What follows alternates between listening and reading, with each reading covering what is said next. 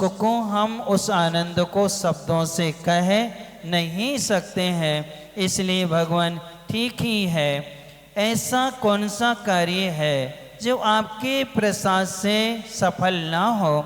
आपके आशीर्वाद से तो पतित आत्माएं भी इच्छित फल को क्या कर लेते हैं, प्राप्त कर लेते हैं। जैसे अंजन चोर था, कौन था, और वो वेश्यागामी भी था। वेश्या के लिए तो राजा के यहाँ से हार चुरा करके भागा था। वो चोर को वो हार किसको देना था। अब उसके लिए राजा के लोगों ने देख लिया। अब वो क्या करे, तो जो माली था वो तो उस मंत्र को पढ़ करके उन सीखों को काटने में असमर्थ था। उसको संदेह था कि यदि वचन झूठे निकले तो मैं क्या हो जाऊंगा, इन नुकीली भालों पे गिर के मैं मर जाऊंगा। और अंजन चोर ने क्या किया, उसने सुना और कहने लगे ठीक है, अब राजा जी पकड़ेगा, दंड तो मिल रही है, मृत्यु दंड मिलेगा, इसलिए अपन इसकी बात को मान लेते हैं। और उसके विश्वास था कि जो सेठ हैं अकृत्रिम चैत्यालों की वंदना करने जाते हैं, वो सेठ कभी झूठ नहीं बोलते हैं। उन्होंने कहा मंत्र उसने बता दिया, लेकिन भूल गया। वो ऊपर चढ़ के जब उसमें बैठा उस टोकनी सीके वाली में, तो मंत्र भूल गया। उसने संकल्प कर लिया, हे भगवान मैं कुछ नहीं जानता, इतना पक्का है सेठ कभी झूठ नहीं बोलता है। उसने जो कहा है, उसने जो विधि बताई है वो सत्य है, वो कभी झूठ नहीं बोलता। इतना किया और सारी रस्सी तलवार से क्या कर दी, काट दी। उसको विद्या क्या हो गई, सिद्ध हो गई। वो आश्चर्य में पड़ गया, कहने लगे विद्या हाथ जोड़ के बोलो क्या आज्ञा है। तो उसने कहा उन्हीं सेठ के पास ले चलो। किनके पास, अब वो पहुंच गया कुंडलवर द्वीप में। अकृत्रिम चैत्यालों के सेठ जी वंदना कर रहे थे, विद्या वहाँ ले गई। सेठ जी ने दर्शन करने के बाद जब उसको देखा, अरे ये चोर यहाँ आ गए, यहाँ तो सब रत्नों की प्रतिमाएं हैं। तब उसने कहा संदेह मत करिए। साष्टांग उसने नमस्कार किया और नमस्कार करके सारी बात बताई।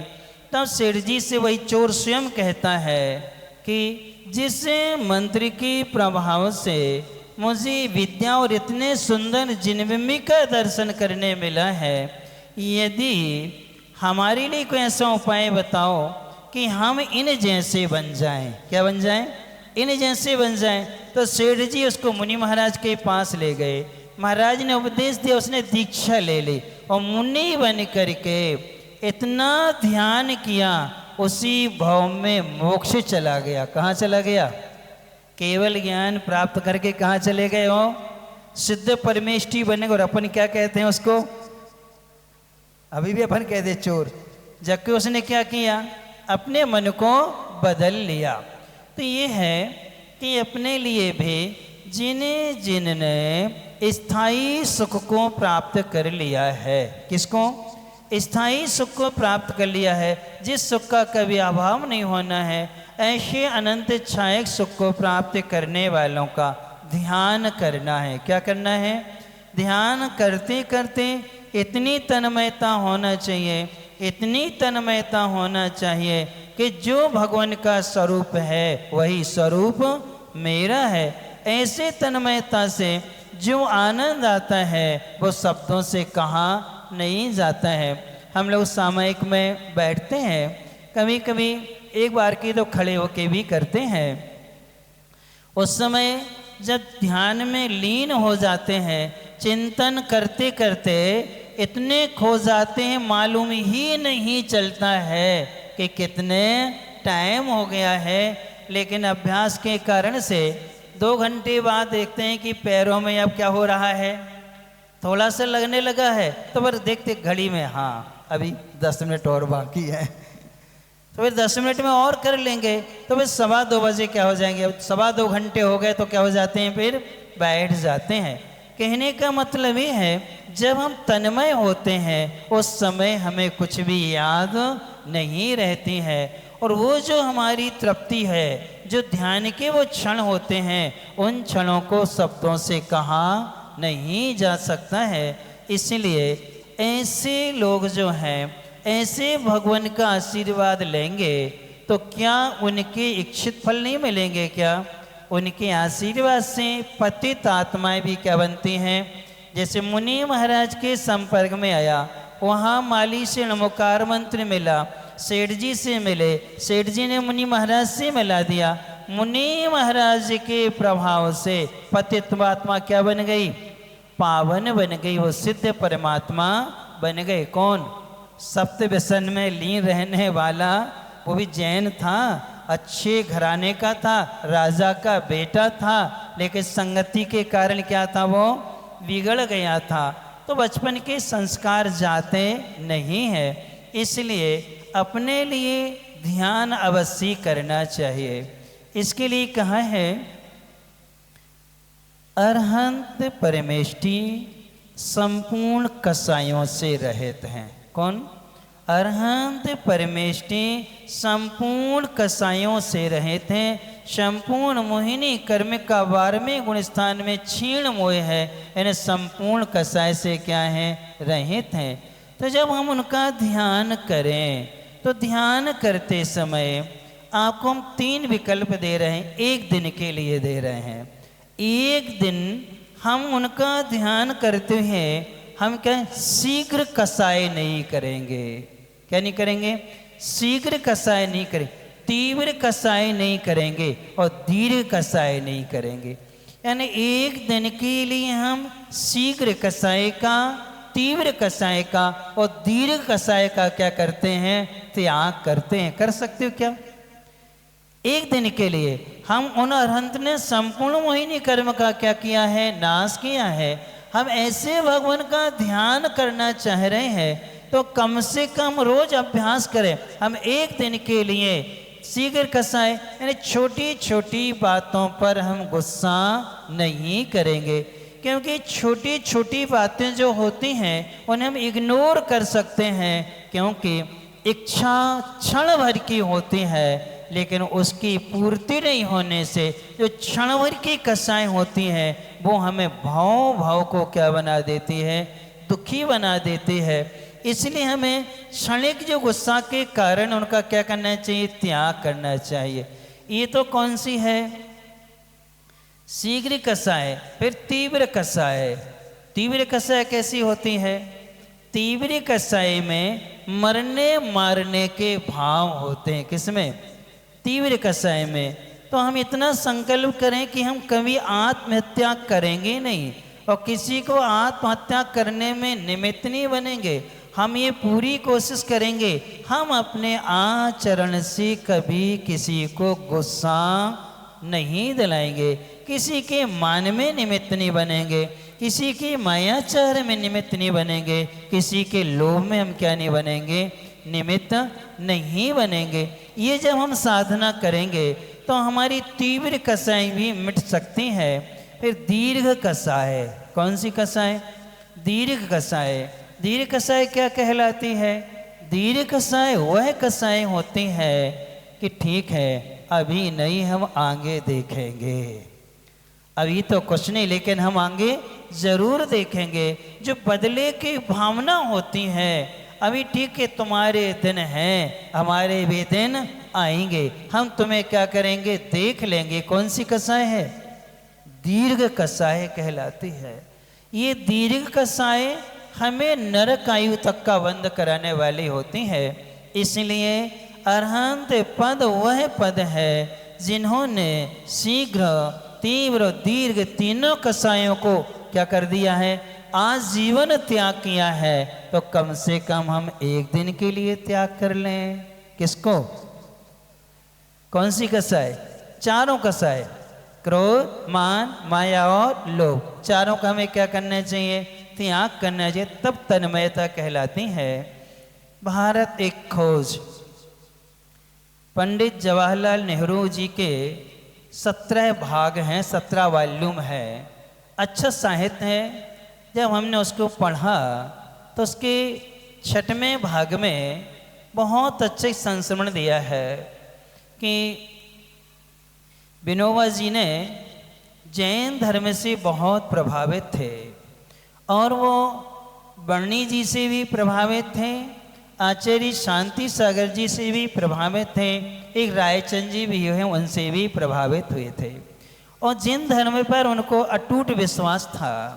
और उन्होंने एक ऐसे ग्रंथ की जब बात आई थी कि जैनों का कोई सर्वोपरि ग्रंथ नहीं है, हर संप्रदाय का है, किन्हीं की रामायण है, किन्हीं की महाभारत है, गीता है, या उनकी रामायण है, गीता है, कुरान शरीफ है, बाइबल आदि है, ऐसा जैनों का भी कोई एक ग्रंथ होना चाहिए।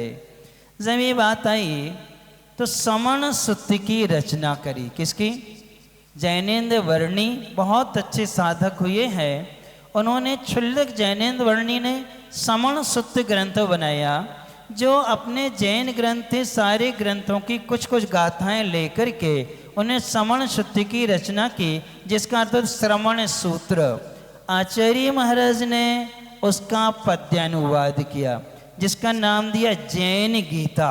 क्या किया है? जैन गीता। जब विनोबा जी के पास में वो पहुंची, उसको पढ़ करके इतने आह्लादित हुए कि जैनों का हमें एक ऐसा ग्रंथ मिल गया जो हम अन्य संप्रदाय वालों से कह सकते हैं कि जैनों के भी सर्वोपरि क्या है? ग्रंथ है। उसको पढ़ कर के उन्होंने संलेखना व्रत ले लिया। क्या ले लिया? सब कुछ चारों प्रकार के आहार जल का क्या कर दिया? त्याग कर दिया। जब ये उन्होंने त्याग किया तो ये समाचार इंदिरा जी के पास पहुंचा कि बाबा जी कुछ भी ले नहीं रहे हैं, हॉस्पिटल में थे। तब इंदिरा जी की बहुत चहेती थी इंदिरा जी उनके लिए, क्योंकि विनोबा जी इंदिरा जी की कोई बात नहीं टालते, इंदिरा जी विनोबा जी की भी कोई बात टालती नहीं थे। उनमें इतना अच्छा स्नेह था, आदर सम्मान था। तो इंदिरा जी को पूर्ण विश्वास था कि बाबा जी हमारी बात क्या करेंगे? मानेंगे। जब वो आई और आकर के खड़े हुए, उन्होंने सब कुछ कहा। तब परिचय में कहा, देखो भारत देश के प्रधानमंत्री आपके सामने क्या है? खड़ी हैं, आपसे निवेदन कर रही हैं। तब उनने थोड़ा सा उपयोग बदला, आँख खोल के देखा और जब उनने कहा, बाबा जी अभी आपने इतनी जल्दी क्यों कर ली? हमें अभी आपकी बहुत आवश्यकता है, इस देश के लिए आपकी बहुत आवश्यकता है। हमको यदि आपका मार्गदर्शन मिलता रहेगा हम बहुत कुछ अच्छा कर पाएंगे और आपको ये संकल्प तोड़ना होगा। हम अपने हाथ से आपको क्या करते हैं? औषधि खिलाते हैं। क्या करते हैं? औषधि खिलाते हैं। हर तरह से मनाने की कोशिश की। तब सुनते सुनते विनोबा जी एकदम से हाथ जोड़ते हैं। हाथ जोड़ते हुए कहते हैं, बेटी, भक्त और भगवान के बीच दवा और दबाव की आवश्यकता नहीं है। किसके बीच? भक्त और भगवान के बीच अब दवा और दबाव की कोई आवश्यकता नहीं है। हमने सच छोड़ दिया है, हम भक्त हैं और वो क्या है? भगवान हैं। अब उनमें हम तन्मय हो गए हैं, जो इसमें दिया है, तो ये अहम सएव, आप में मैं वही हूँ जो क्या है? आप हैं। ऐसे भक्त और भगवान की इतनी तन्मयता होती है, उस समय दवा दबाव की कोई आवश्यकता नहीं है। और जैन धर्म के अनुसार उन्होंने संलेखना पूर्वक मरण किया। किन्होंने? विनोबा भावे जी ने। तो ये देखो संगति का प्रभाव है। इसलिए हे भगवान, आपके प्रसाद से, आपके आशीर्वाद से, आपके सहारे से पतित आत्माएं भी क्या बन जाती हैं? पावन बन जाया करती हैं। अर्थात इतना अच्छा ध्यान अपने लिए करना चाहिए। संयोग अच्छा मिला है, समय अच्छा मिला है, अपना जिनालय भी अच्छा है, वहीं अपन किसी भी चिन्ह बिंब के सामने बैठ जाए और उनके गुणों में क्या है? खो जाए। और ये अभ्यास यदि हम रोज करते हैं तो जो आनंद उसमें मिलेगा वो आपको और किसी चीज़ में आनंद न मिलने वाला नहीं है। इस प्रकार से ओम ह्रीम अभिमत फल मोक्ष शुक्ला भय शिव शवनाजिनेन्द्राय नमो नमः। अर्थात इच्छित फल कौन सा फल है? मोक्ष सुख है। लेकिन तुम लोगों का सुख कौन सा है?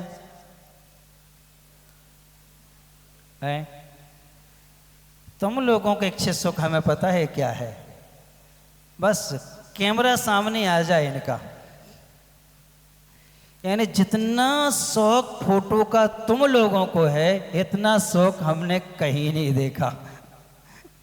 यानी जब से हमने होश संभाला है 50 साल से इतना सुख हम, यानी फोटो में जो आनंद तुम्हें आता है वो आनंद हमने कभी, जबकि फोटो खिंचवाना और फोटो में देख के कहना ये मैं हूं, ये गृहीत मिथ्यात्व है। कौन सा है?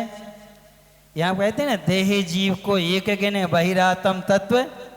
और यहाँ खड़े हो जाएंगे महाराज के सामने, एक पेंसिल भी महाराज को देंगे तो कैमरा वाले इशारा करेंगे फोटो खींचना, मोबाइल वाले से कहेंगे यहाँ फोटो खींचना, चौके में भी आहार देंगे तो एक चम्मच भी देंगे तो क्या करेंगे वो, जरा भैया अब यहाँ नहीं देखेंगे, चाहे भले नीचे गिर जाए, कहाँ देखेंगे?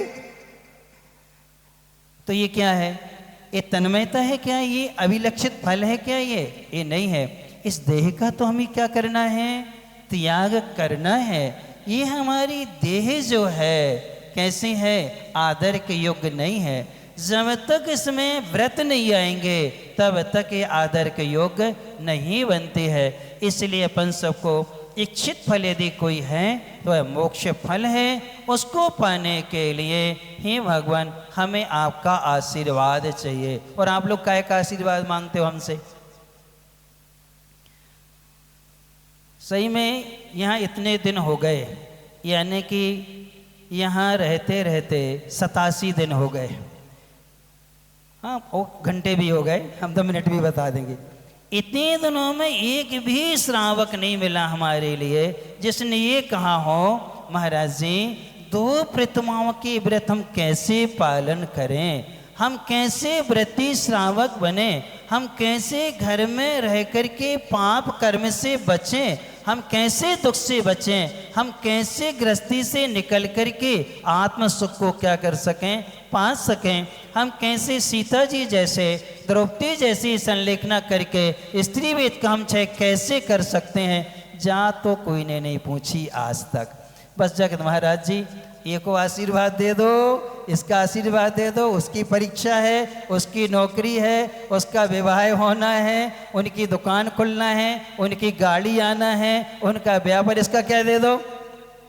और हम का होने अपने कल्याण के लिए हम कभी नहीं मांगते हैं। तो भगवान के प्रसाद से ये पक्का है जिन जिन चीज़ों को महाराज जी ने या भगवान ने त्याग किया है उनसे तुम कितना मांगो मिलने ही नहीं है।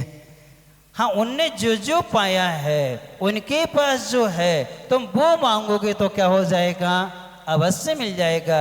ऐसी तन्मयता अपन को क्या इसमें रखना चाहिए। अब अपन चलते हैं कहानी की ओर कि वहाँ पर विद्याधर की जो रानी थे मणिप्रभा, जिसने रूप परावर्तनी विद्या, रत्न प्रभा ने अदृश्य करने, विद्युत प्रभा ने पर विद्या छेदनी दी थी और रवि प्रभा ने सतकंजर वल्ली नाम की विद्याएं दी थी।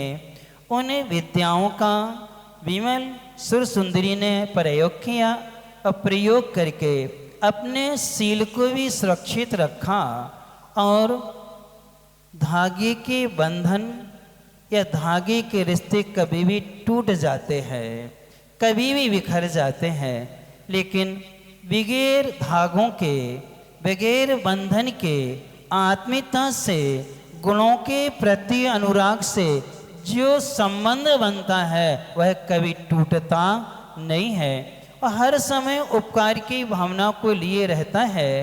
इसी प्रकार से वो विद्याएं काम में आई और आज विमल यश को राज्य मिल गया। क्या मिल गया? राज्य मिल गया और वह राजा बन गया। और राजा गुणपाल जी ने कहा आज से राज्य तुम्हारा है, तुम्हें ही संभालना है, हमारा कोई बेटा तो है नहीं है, एक बेटी है और उसका विवाह तुम्हारे साथ में हम घोषणा कर ही चुके हैं। तब विमलियस राज्य को पाके बड़ा खुश हो जाता है कि देखो मुनि महाराज के आज वचन सत्य हो गए।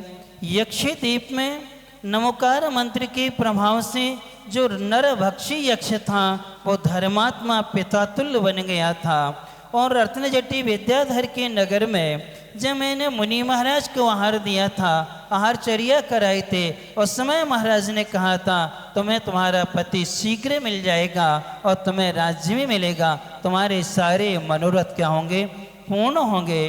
तो इस प्रकार से बड़ा खुश था। अब राजा ने कहा तुम्हारा विवाह गुणमंजरी से होगा। राज पुरोहित को बुलवाया और बुलवा करके शुभ मुहूर्त शुभ लग्न में विवाह की सारी तैयारियां हो गई। अब हिमालयस ने सोचा ये क्या करूं मैं, यदि मैं सत्य बात को अभी बताता हूं तो मैं अमर को कभी नहीं पा पाऊंगा, यानी मैं अपने पति की खोज कभी नहीं कर पाऊंगा और राजा जी को इसका बड़ा धक्का लगेगा। क्या लगेगा? धक्का लगेगा कि तुमने बहुत बड़ा क्या किया है, धोखा दिया है। अब क्या करें?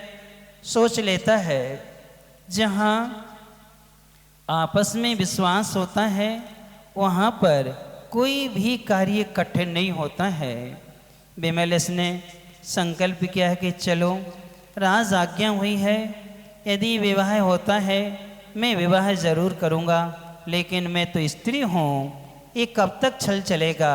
परंतु सोच लिया हम अमर मिलेंगे, महाराज के वचन झूठे नहीं होते हैं और मैं अमर को सारा रहस्य बता करके हम अमर को तैयार कर लेंगे। तुम इससे क्या कर लो, विवाह कर लो और जब लक्ष्य की प्राप्ति होगी मैं राजा जी को सबको क्या करेंगे, मैं सब कुछ सच बता देंगे, तो किसी को विकल्प भी नहीं होगा। ये सोच करके उसने विवाह कर लिया। बहुत अच्छे मुहूर्त में जो विवाह होता है, आगम में विवाह की विधि ये है कि उसमें 7 फेरे आदि जो होते हैं सारी की सारी प्रक्रिया दिन में होती है और वर और वधू दोनों के लिए उपवास रखना होता है। क्या रखना होता है? उपवास होता है और वह उपवास ब्रह्मचर्य पूर्वक होता है। कैसा होता है?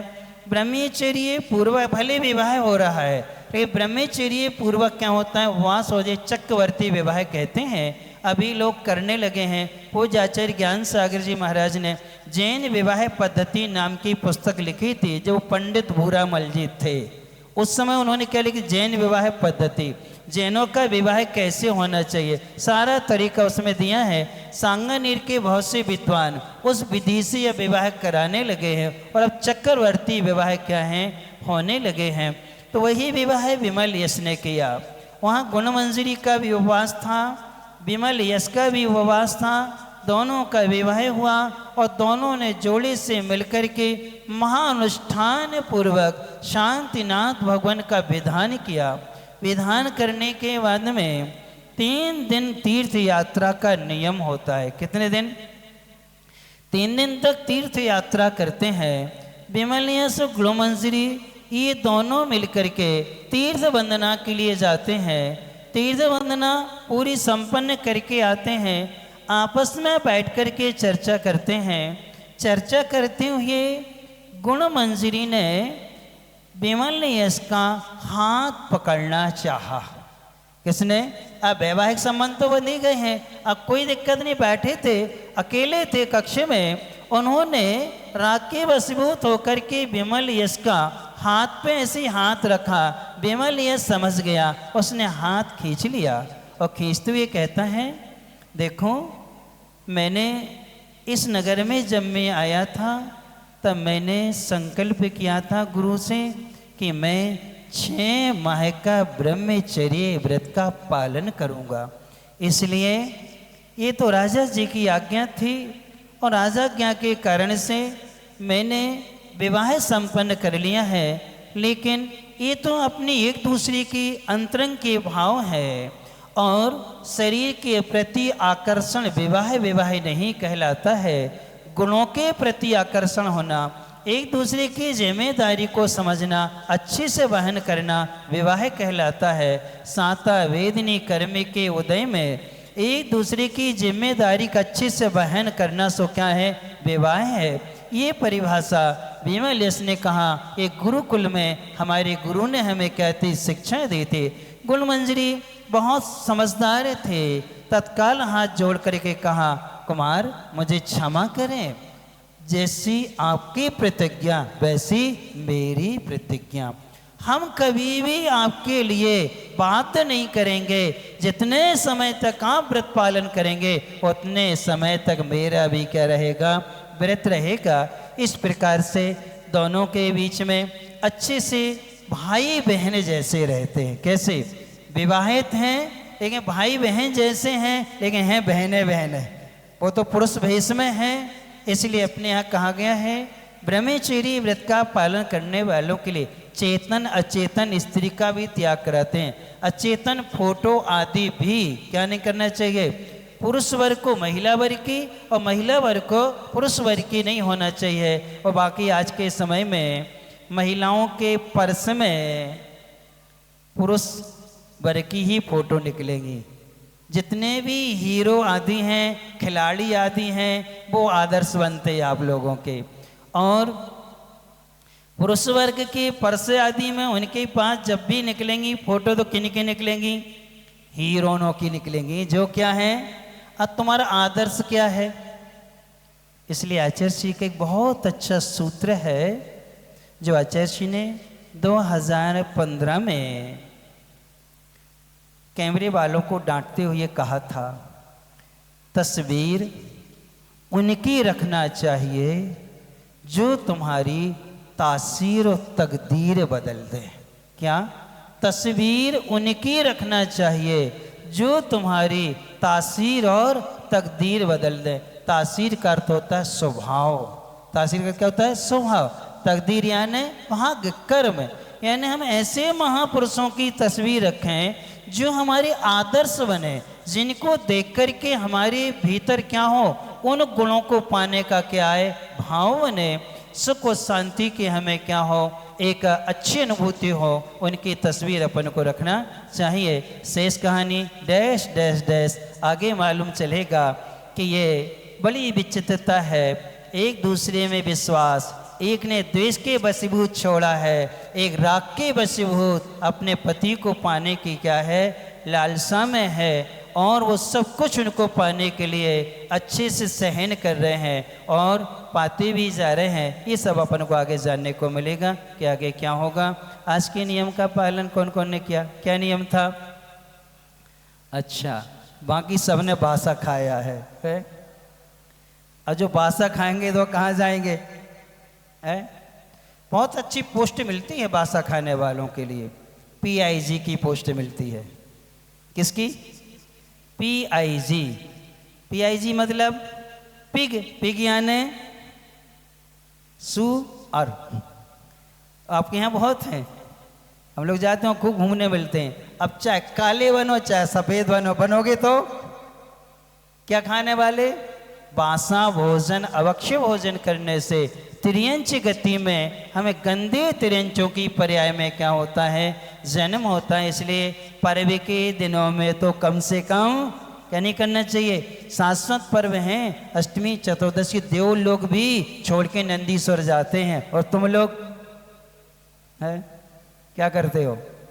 इसलिए बारह में इसका नियम कर लेना चाहिए कि अष्टमी चतुर्दशी तो जब भी करेंगे शुद्ध भोजन ही करेंगे, और नहीं तो उपवास करेंगे। सीधा करेंगे तो शुद्ध करें, नहीं तो क्या करेंगे, उपवास करेंगे। पर्व के दिन हम कोई भी पाप का कार्य नहीं करेंगे। जिनने जैसा पालन किया उन सबको वैसा आशीर्वाद, जिनने नहीं किया उन सबके लिए PIG की पोस्ट के लिए,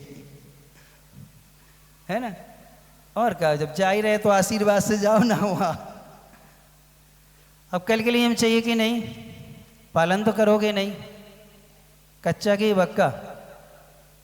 ठीक, कल के लिए बहुत सरल नियम देते हैं कि कल आपको मौन से भोजन करना है। कैसा करना है?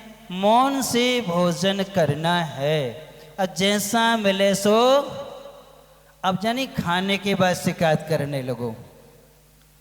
कभी भी हो, ये तो जीवन भर के नियम कर लो, किसी के यहाँ भी भोजन करें कैसा भी हो, कभी उसकी शिकायत नहीं करेंगे। क्या नहीं करेंगे?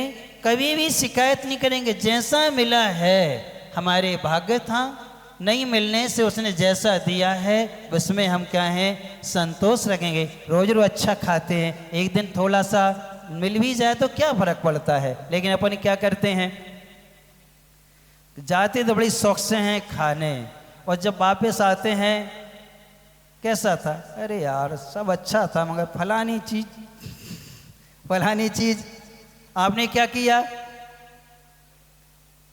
क्या किया आपने, तो उसको पुण्य मिलेगा आपको क्या, ना उनको मिलेगा ना उनके। इसलिए भोजन करना है, मौन रहना है, मौन से करना है, और मौन के भोजन करने के बाद शिकायत तो नहीं करना कि कैसा था, अच्छा था, बस कैसा भी हो, कैसा था, बढ़िया था, अपना पेट भर गया फिर ही चलो का अवसर कर लो। भगवान से प्रार्थना करो कि नियम का अच्छे से पालन हो। ओम।